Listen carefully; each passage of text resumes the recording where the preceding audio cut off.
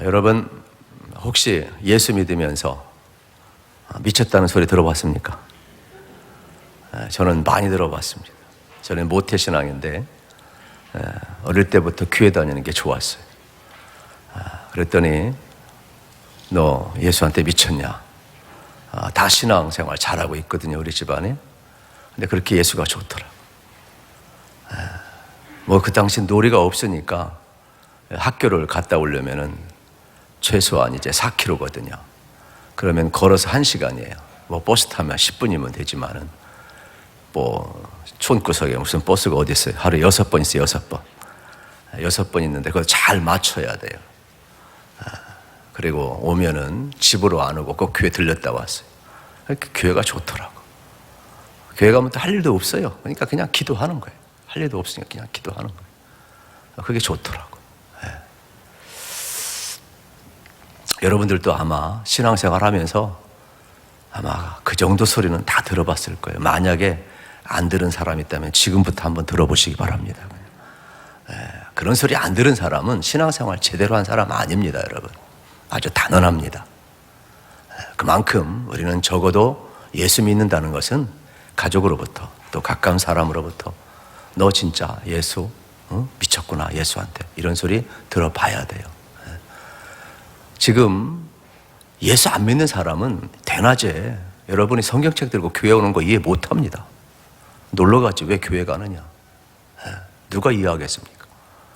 우리가 또 여름 같은 경우 수련회 할 때 한번 생각해 보세요. 수련회 같은 게 할 때 휴가 내서 수련회 참석합니다. 또 우리 의료 봉사 갑니다. 또 선교 갑니다. 다른 사람 이해하겠습니까? 미쳤다고 그러지. 예수 믿는 이 가치를 모르니까 많은 사람들은 오해를 하고 있음을 우리 이제 보게 되는 겁니다. 우리가 예수 믿으면 삶의 방식이 달라질 수밖에 없고 돈 쓰는 방식도 달라질 수밖에 없지요. 예수님도 똑같았어요. 예수님도 친척들로부터 미쳤다고 소식을 들었어요. 공생애를 시작하시면서 예수님이 자라는 곳은 어디냐? 나사렛에서 자라났어요. 갈릴리 나사렛에서. 그런데 활동은 공생애는 어디서부터 시작하느냐? 가버나움에서부터 시작을 해요. 그러면 나사렛과 가버나움은 최소한 어느 정도 되냐? 25마일 정도가 되는 거예요. 조금 그래도 거리가 좀 멉니다. 그런데도 예수님이 가버나움에 사는 모든 행동은 신기하게도 어떻게 해요? 뉴스가 나사렛에 전달이 되는 거예요. 그러니까 가족들도 예수님의 모든 행위를 지금 다 듣고 있는 장면을 보게 되는 것이죠. 문제는 부정적인 소문이 많이 들렸던 거예요. 가짜 뉴스를 퍼뜨리는 사람이 주로 누구였느냐? 바리새인 서기관들이었습니다. 그러면서 서기관들은 예수를 뭐라고 이야기했느냐? 귀신 들렸다 이야기를 했어요. 그리고 또 마가복음 2장에 보면 예수님은 신성 모독죄를 범한다라고 소문을 퍼뜨리고 있음을 보게 되는 겁니다. 이 소식을 들었을 때 친척들은 걱정하는 거예요. 진짜 이상한 거 아닌가? 진짜 귀신 들린 거 아닌가? 진짜 약간 좀 이상한 거 아닌가? 그래서 마가복음 5장 21절에 보면 예수의 친척들이 듣고 그를 불러 붙들러 나오니 이는 그가 미쳤다 하밀러라, 미쳤다 하밀러라 그랬어요. 여러분 가장 힘든 게 뭐냐면 가까운 사람 앞에서 오해받는 것처럼 힘든 것이 없어요. 우리 교인들도 불신 가정에서 신앙생활하는 사람 많아요. 배우자가 예수 안 믿고 안 나오고 또 부모님이 예수 안 믿는 사람도 많이 있고 그런 사람들은 교회 올 때 그냥 오지 않아요. 눈물로 교회를 와요. 너 왜 교회 나가냐? 하나님이 어디 있냐? 천국과 지옥이 어디 있느냐? 11조 왜 내냐? 그 돈도 가지고 맛있는 거나 사 먹지. 새벽기도 왜 가냐? 잠이나 좀 더 자지. 세상 사람들은요 이해 못해요. 예수 믿는 것 자체가 여러분 오해를 받을 수밖에 없음을 보게 되는 겁니다. 오늘 본문에도 두 그룹이 나와요. 한 그룹은 짧지만 친척 그룹이고 한 그룹은 바로 서기관들의 그룹이 되겠습니다. 공통점은 예수를 미쳤다고 보는 것이 되겠죠. 예수를 미쳤다. 예수님에 대한 부정적인 여론이 얼마나 높아져 가고 있는지 몰라요. 한번 생각해 보세요. 예수님이 어릴 때 자라난 모든 과정을 다 본 친척들의 입장에서는 어느 날 가버나움에서 예수님의 공생애를 시작하고 천국이 가까웠다, 회개하라 말씀하시고 하나님 나라 복음을 증언할 때 얼마나 당황스러웠겠습니까? 우리 교인들도요, 가끔 보면은 우리 교회 출신들이나 뭐 옛날 전사님들 생활했던 분들 가끔 와서 설교하면 옛날에 뭐 했었는데, 뭐 옛날에 뭐 했었는데, 저렇게 바뀌었어. 목사로 안 보고 옛날 이야기만 자꾸 하시더라고. 사람이 그래요. 이게 한번 이렇게 선입견 인식되어 있으면 되게 어려운 거죠.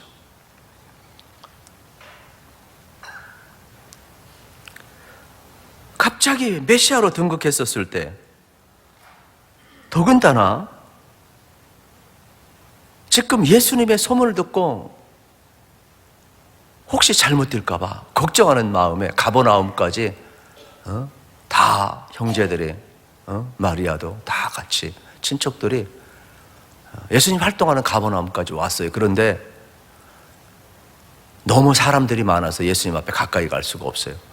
그래서 다른 사람 앞에 기별을 넣었어요. 여기 마리아가 왔고 우리 형제들이 왔다고, 친척들이 왔다고.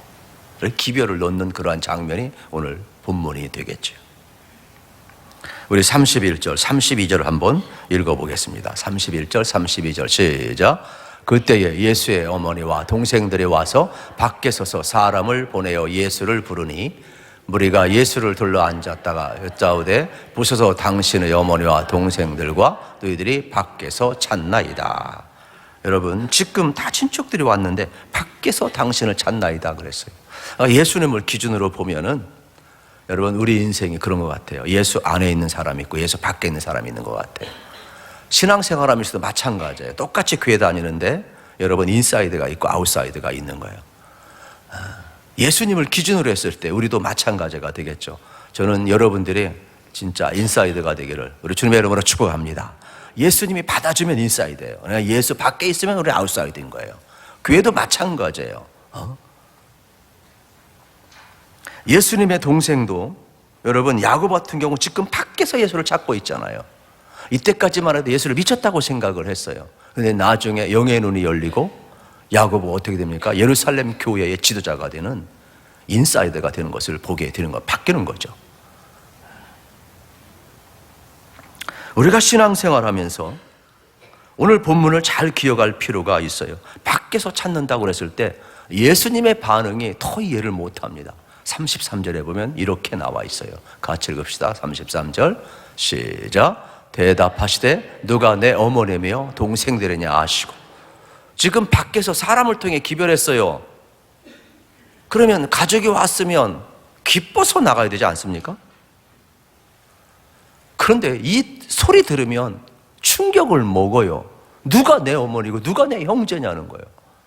완전히 그냥 혈연을 끊는 그러한 발언처럼 오해할 수도 있는 내용의 말씀이 되겠습니다.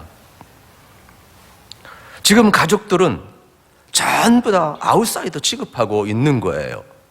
그리고 34절에 보면 더 충격적이에요. 34절 같이 한번 읽겠습니다.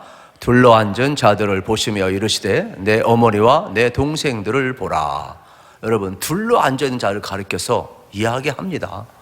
여러분 보세요. 내 어머니이고 내 동생들입니다.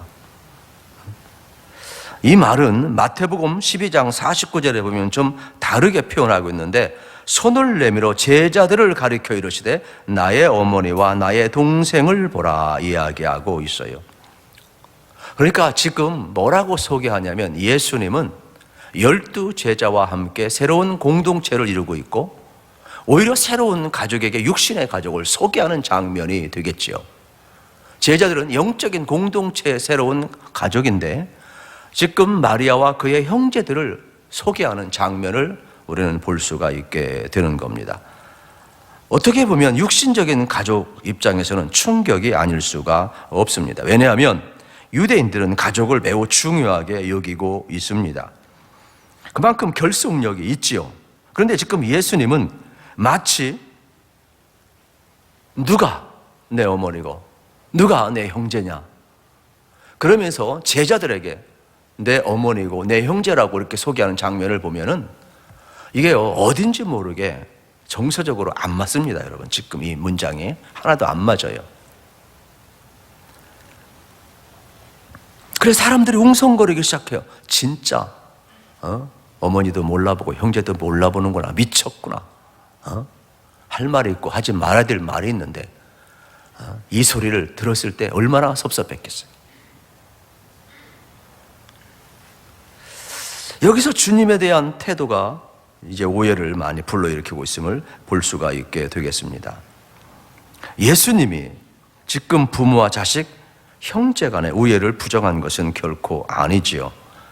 예수님은 십자가상에서 그의 사랑하는 제자 요한에게 내 어머니 마리아를 부탁하면서 내 어머니라 부탁하며 마지막까지 효도를 했죠. 여러분, 하나님은 가정을 창조하신 분이고 하나님은 가정을 가장 귀하게 여기고 효를 가장 귀하게 여기는 것 아니겠습니까? 오죽했으면 십계명에 그런 내용이 나오겠어요. 절대로 무시하는 것 아니죠, 가족을. 그런데 지금 왜 이렇게 오해가 발생을 하고 있을까요? 적어도 예수님은 혈연관계의 가족도 중요하지만 이걸 넘어서는 새로운 공동체를 지금 이야기하고 있는 거예요. 영적인 공동체를 지금 이야기하고 있는 거예요. 하나님 나라의 공동체를 지금 이야기하는 장면을 우리가 보아야 되는 것입니다. 여러분, 오늘 본문에서 매우 중요한 주제를 다루고 있어요. 저도 이 본문을 택하면서 이 본문에서 뭔 설교를 할까? 여러분은 성경 읽으면서 뭘 기대하고 오셨습니까? 예? 훌륭하십니다. 진짜 훌륭하신 거. 저는 읽는데 도대체 이 본문 가지고 뭘 설교해야 될지 모르겠더라고요. 그런데 예수님께서는 혈연관계를 뛰어넘는 새로운 영적인 공동체를 지금 이야기하고 싶은 내용을 우리에게 보여주고 있어요. 그러면 예수 믿고 공동체가 된 우리는 믿으셔야 돼요. 여러분, 예수님 안에서 한 가족 되었음을 믿으시기를 우리 주님의 이름으로 축복합니다. 그래서 교회 공동체가 왜 이렇게 중요하냐? 예수님이 말씀한 것은 혈연으로 맺어진 가족 공동체도 육신으로 대단히 중요하다면 예수의 피로 맺어진 영적인 공동체는 더 중요하다는 걸 지금 이야기하는 거예요. 여러분은 이걸 중요한 걸 못 느끼는 것 같아요. 네. 영의 눈이 열리길 축복합니다. 아무리 설교를 해도 못 알아들으면 할 수 없는 거 어떡하겠어요.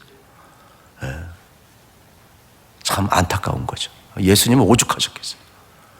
지금 모든 해석이 다 주어지고 지금 설명까지 다 주어지고 마치 영화 하나 한 편 보듯이 설명 다 해주는데도 못 알아듣는데 깨닫기를 축복합니다. 그 정도 아멘 가지고 안 된다고 내가 항상 그러잖아요. 좀 부족해 항상. 왜 그러냐면 예수님은 육신의 혈연관계는 한시적이라는 거예요. 육신의 혈연은 대단한 개념을 가지고 있지만은 모든 것이 끊어질 날이 온다라는 거예요. 죽네 사나 해도 죽으면 다 끝나는 거예요. 모든 관계가 끝나는 거예요. 그런데 영적인 공동체, 예수의 뼈로 맺어진 이 새로운 개념의 가족은 영원하다는 것을 이야기하는 거예요. 이것을 알면 신앙생활이 얼마나 힘이 있는지 몰라요. 이걸 모르기 때문에 여러분, 우리의 신앙생활이 그냥 그저 그런 거예요. 그리스도의 피로 맺은 가족은 혈연 이상임을 예수님은 지금 이야기하고 있어요. 그래서 주님은 새로운 공동체, 하나님의 나라를 지금 이루어가고 있음을 우리에게 설명하고 있음을 보게 되는 겁니다. 그 대표적인 예가 12제자 데리고 다니는 것도 새로운 공동체를 보여준 것이 되겠습니다. 여러분, 우리 한번 고백합시다. 우리는 예수의 피로 맺어진 한 가족입니다. 시작. 우리는 예수의 피로 맺어진 한 가족입니다.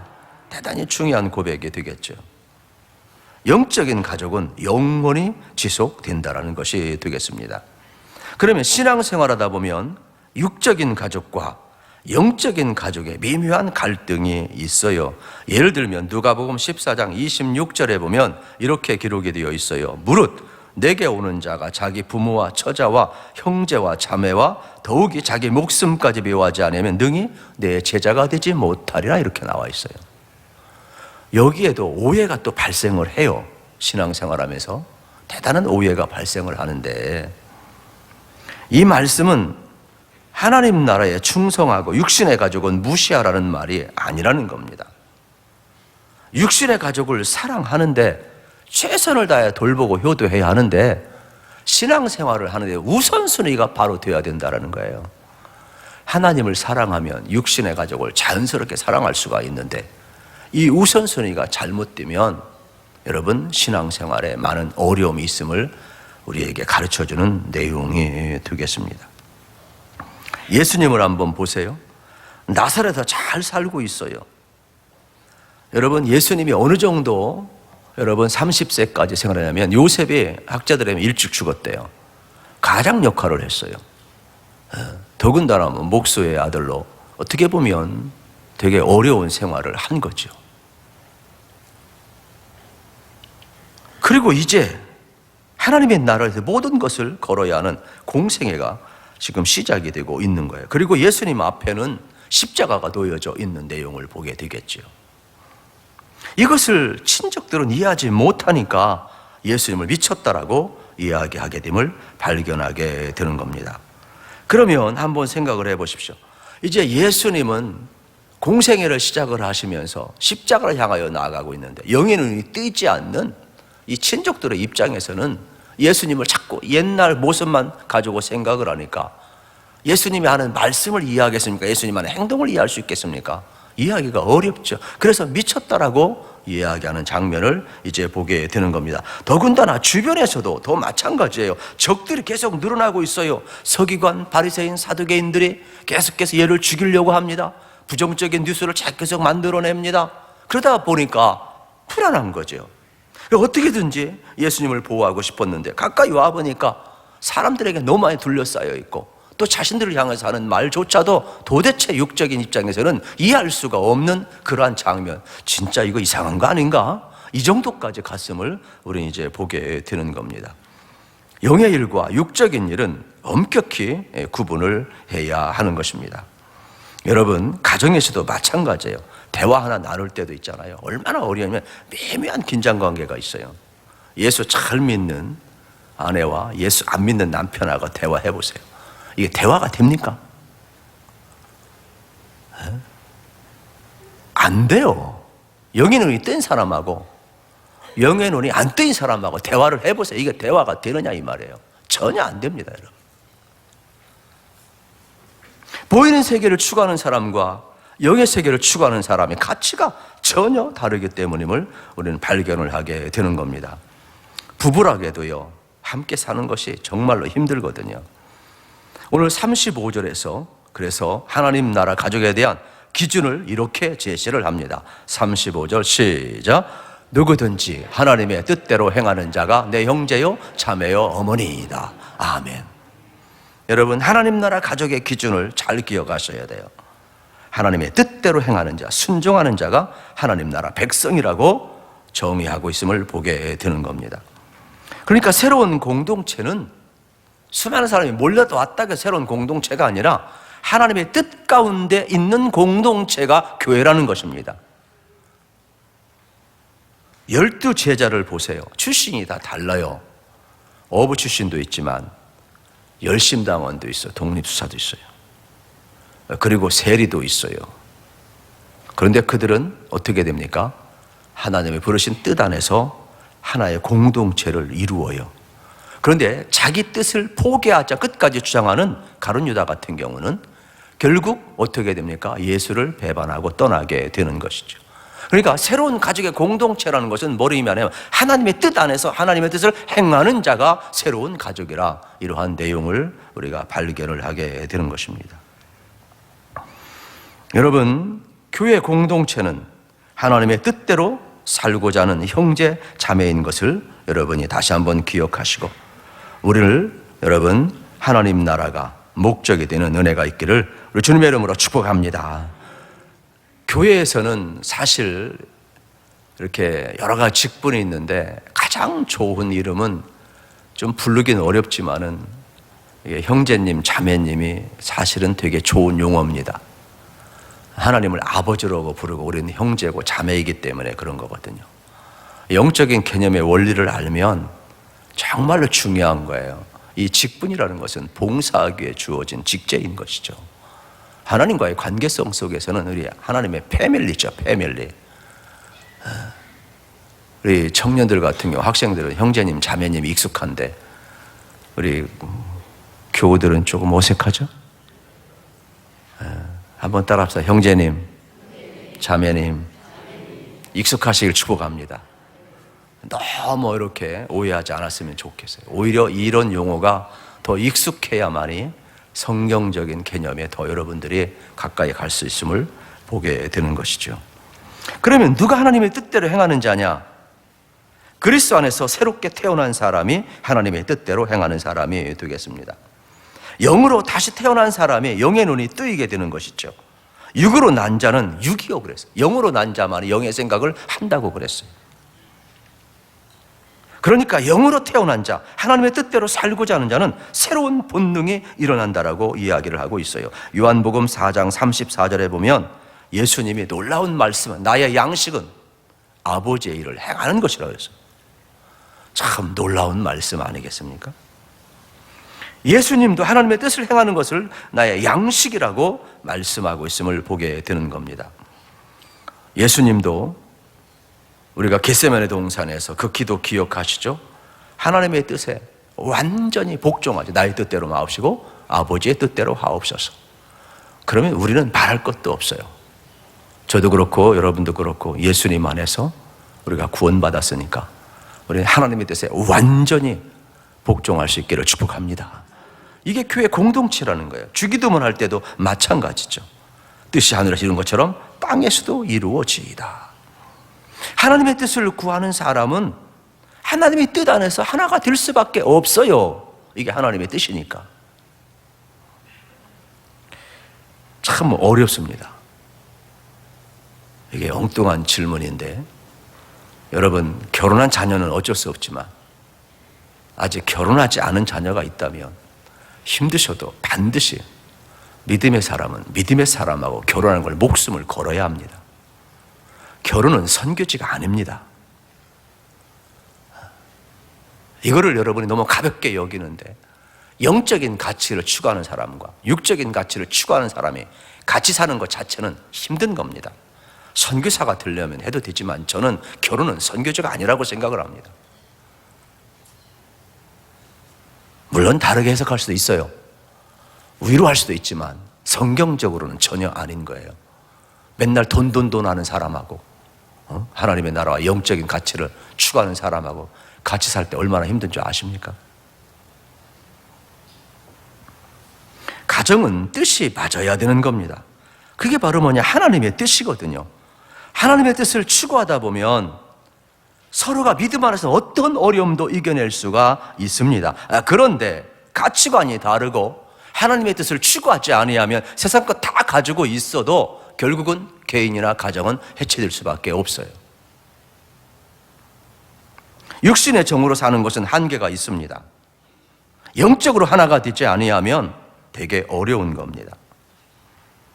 그래서 많은 차이가 있어도 우리는 꼭 기억해야만 합니다.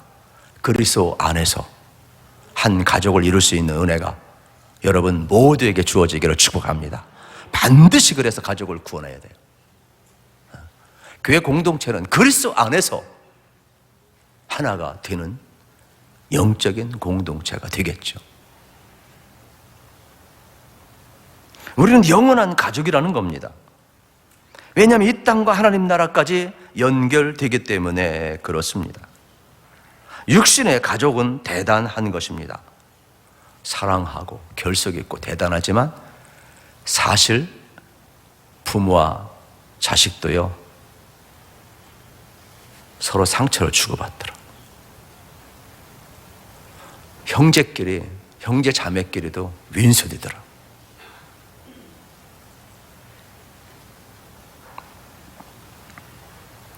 어쩌면은 우리가 살고 있는 이 땅은 전부 다 급속도로 여러분, 사회가 이제 핵가족화하는 것이 아니라 핵개인화가 되어가지고 전부 다 여러분 분해되는 그러한 시대에 살고 있어요. 그러니까 혈연 관계는 이미 해체 의기에 놓인 지 오래가 되었어요. 영원한 것 없어요. 그렇다면 그 이상을 꿈꿨던 주님, 육신의 가족 공동체, 그 이상을 꿈꾼 이유는 뭘까? 육신의 가족이 힘들어도 영적인 공동체가 든든히 서면 이 땅에서 모든 어려움도 이길 수 있기 때문에 그런 것이 되겠죠. 저는 우리 교회 공동체가 정말로 다시 한번 주님이 원하는 영적인 공동체로 거듭나기를 우리 주님의 이름으로 축복합니다. 서로 위로하고 격려하고 기도할 수 있으면 참 좋은 겁니다. 때로는 영적인 공동체를 위해서 우리는 헌신도 해야 할 것입니다. 그래서 교회 안에서 서로 사랑의 수고를 마다하지 않는 것 아니겠습니까? 그래서 성숙한 교인들이 있다 보면 그 교회 공동체는 강력한 에너지를 만들어낼 수가 있게 되겠습니다. 정말로 중요한 것은 뭐냐 하면 이러한 제도적 교회가 아니에요. 정말로 영적인 공동체로 우리가 예수의 피로 하나가 되었다는 것을 여러분들이 기억하고 하나님을 아버지라고 부르고 우리는 그의 형제요 자매라는 것을 여러분이 받아들이게 될 때 거기서부터 힘이 나기 시작함을 우리에게 가르쳐주는 내용이 되겠습니다. 그래서 예수님은 이러한 혈연의 공동체도 중요하지만 그 이상 그리스도 안에서 맺어진 영적인 공동체가 얼마나 중요한지를 이야기하고 있음을 보게 되는 것입니다. 간절히 바라기는 여러분, 교회 공동체는 힘들어도 서로 만나야 되는 겁니다. 왜냐하면 새로운 가족이 되었기 때문에 그렇습니다. 그리고 여러분들이 예수님 안에서 서로 형제로 자매로 만나게 될 때 참 놀라운 일이 이제 벌어지기를 시작을 하는 내용을 볼 수가 있게 되겠습니다. 그래서 우리가 잊지 말아야 될 것은 뭐냐면 내가 너를 만난 것은 예수님 때문이라는 걸 기억했으면 좋겠어요. 예수님이 아니면 안 만나도 될 관계예요. 그렇다면 서로 불편하고 어려워도 예수님이 사랑한 사람, 예수님의 피로 한 가족이 된 사람, 어차피 우리는 피해갈 수 없어요. 여러분, 사랑하시길 축복합니다. 서로 귀하게 여기시길 축복합니다. 그래야만이 서로 받아들일 때 예수의 피가 흐르고 예수 그리스도 안에서 하나의 어쩌면 영적인 공동체가 되어 하나님의 뜻 안에서 우리가 하나가 될 수 있음을 우리는 이제 볼 수가 있게 되겠지요. 그래서 교회에서는 일도 중요하지만은 관계가 더 중요한 이유가 여기에 있어요. 우리가 일하려고 하다가 관계를 너무 많이 깨요. 일 잘하는 사람이 너무 많은 사람의 상처를 많이 줘요. 그건 잘못이라는 거예요. 그거는.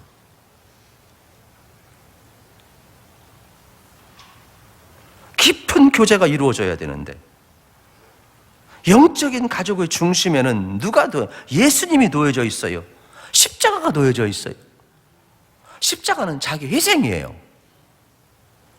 내가 죽어지고 십자가에 스트레스가 있는 것이 영적인 공동체인데 너무 일을 많이 하려다 보니까 자꾸 그냥 본의 아니게 서로 아픔을 주는데 이거를 벗어나야 된다는 것이죠. 육신의 가정도요, 이기심이 나타나고 나를 주장하기 시작하면 전부 다 싸우더라고. 네. 교회 공동체는 말할 수가 없어요. 예수님 때문에 우리가 만났으니까, 예수님 십자가가 놓여졌으니까 먼저 서로 섬김의 종이 되라고 그랬어요. 어때문에 되고자 하느냐? 섬기라고 그랬어요. 그래서 교회 공동체는 서로 섬기는 공동체. 누가 높은 사람이에요? 섬기는 사람, 섬기는 사람. 예배가 뭐냐? 하나님을 섬기는 거죠. 이번 주일날 이야기하겠지만 예배는 딴 것도 아니에요. 우리 인생의 최고의 자리에 넘버원에 올려놓는 게 예배예요. 우상이 뭐냐? 내가 넘버원이 되는 게 우상이에요. 돈이 넘버원이 되는 게 우상이라고. 여러분의 스케줄이 1번이 되는 게 우상이라고. 여러분이 가장 중요하게 여기는 것이 이게 우상이라니까요. 하나님을 가장 중요하게 여기는 사람은 하나님을 예배하는 자이지만 아무리 교회에 와 있어도 하나님을 1번에 놓지 않냐고 자기 목적을 이루기 위해서 온 사람은 우상 숭배하는 것과 똑같은 거예요. 형태만 예배일 뿐이 진정한 예배자는 아닌 거예요. 그래서 오늘 우리가 하나님 앞에 어떠한 모습으로 서 있는가가 얼마나 중요한지 몰라요. 서로 사랑하는 거 쉽지 않습니다. 저도 이 말씀을 전하지만 쉽지 않아요. 어떻게 가능하냐? 간단합니다. 하나님의 사랑이 위로부터 흘러와서 나를 통하여 옆으로 이웃에게 흘러가면 가능할 줄로 믿습니다. 여러분에게 하나님의 사랑이 흘러가시면 옆에 있는 형제자매를 사랑하게 될 줄 믿으시길 축복합니다. 그래서 그 하나님의 사랑이 정말 우리 가운데 흘러가야 되겠죠. 우선순위가 바로 되면 영적인 가정 얼마든지 여러분 건강할 수 있고 육적인 가정도 여러분 얼마든지 든든히 세워갈 수 있음을 발견하게 되는 겁니다. 그러면 여러분들이 먼저 하나님을 깊이 사랑하십시오. 그러면 육적인 가정도 깊은 사랑의 공동체로 만들 수 있는 능력이 공급된다는 것을 꼭 믿으시기를 축복합니다. 그래서 교회 안에서는 성도의 교제가 참 중요함을 발견하게 되는 것입니다. 우리가 좀 익숙하지 않은 단어를 할지라도 우리 청년들은 아니라 할지라도 형제님, 자매님 이런 개념이 좀 깊이 있게 다가왔으면 참 좋겠어요. 여러분들이 성도와 대화 나눌 때 상대방의 아픔을 안다는 것은 기도하라는 거예요. 그리고 서로 중보기도 할 수 있는 것은 여러분 축복이에요. 그래서 영적인 공동체는 좋은 일만 같이 하는 게 아니라 어려움도 같이 하는 거예요. 슬픔도 기쁨도 같이 나누는 공동체. 그래서 교회에서는 서로 교제 나누고 서로 중보기도 하는 게 그래서 참 중요한 것 같아요. 저는 우리 교회 공동체가 서로 아름다운 교제가 이루어지고 꼭 중보할 수 있기를 우리 주님의 이름으로 축복합니다. 우리도 믿음 생활 잘해도 갈등이 있을 수가 있어요. 그러나 우리가 그리스도 안에서 한 형제요 자매라는 것을 기억하면 얼마든지 극복할 수 있다는 내용의 말씀이 되겠습니다. 새로운 가족 공동체는 영원한 하나님 나라를 세우는 공동체가 되겠습니다. 하나님을 여러분 아버지라고 우리가 모시고 있고 어떻게 보면 형제요 자매이니까 영원한 공동체 아니겠습니까? 오늘날 교회의 모습은 어떨까? 여러분 주님이 세우자고 했던 영적 공동체와 많이 멀어져 있지요.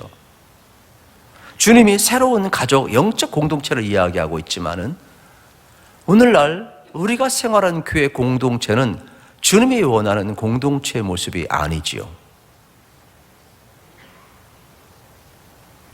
많은 분열을 하고 있어요. 여러분 교회는 자기 주장이나 자기 뜻을 내세우는 곳이 아닙니다. 만약에 내 주장하는 곳이 있다면 고린도 교회처럼 바울파, 게바파, 아볼로파, 그리스도파 나누게 되는 겁니다. 교회에서는 자기들이 어떤 정치적인 주장과 신념이 있다 할지라도 자기 정치적인 주장과 신념을 이야기하는 것이 아닙니다. 정치적인 주장 영원한 것 없습니다. 정치적인 신념 영원한 것 없습니다. 교회 안에서는 하나님의 뜻 안에서 정치적인 신념도 전부 다 녹아져야 되는 거예요. 오늘 우리가 겪고 있는 심각한 문제를 여러분이 다시 한번 잘 기억하셔서 우리 서로 견해가 달라도 예수님 안에서 하나가 되시기를 우리 주님의 이름으로 축복합니다. 예수님 안에서 녹아져야 되는 것이에요. 어쩌면은 다 내려놓을 수 있어야 되는 것입니다. 서로 입장 차이가 있을 수가 있어요. 예수님을 따르는 이들은 여러분 전부 다 예수님의 형제요 자매인 것입니다. 우리는 어떤 신념을 가지고 모인 공동체가 아니라 예수님 안에서 한 가족된 영적인 공동체임을 잊지 말라는 겁니다. 그 당시 서기관, 바리새인, 사두개인들은 현실적인 권력과 타협하면서 얼마나 많이 그들은 여러분 자기들의 주장을 많이 했습니까? 그러나 예수님은 새로운 가족 공동체를 이야기하면서 누구든지 내 뜻대로 행하지 하나님 뜻대로 행하는 자가 내 형제요 자매니라고 말씀을 하셨습니다. 그리스도에 대한 충성, 여러분 능가할 신념 아무것도 없어요. 오직 하나님의 뜻을 추구하는 것만이 우리가 한 마음이 될 수 있음을 기억하시고, 교회는 현실을 무시하지 않지만 궁극적으로 영원한 하나님의 나라를 추구하는 공동체임을 여러분이 잊어서는 안 되겠습니다. 그러므로 여러분의 출신이 다르고 정치적인 신념이 다르고 소속이 달라도 다투지 않기를 축복합니다. 다투는 순간 그 순간부터는 마귀밥이 되는 거예요. 그러므로 자기의 주장을 여러분 남에게도 강요하지 마십시오. 예수님은 모든 차이를 뛰어넘게 하셨어요.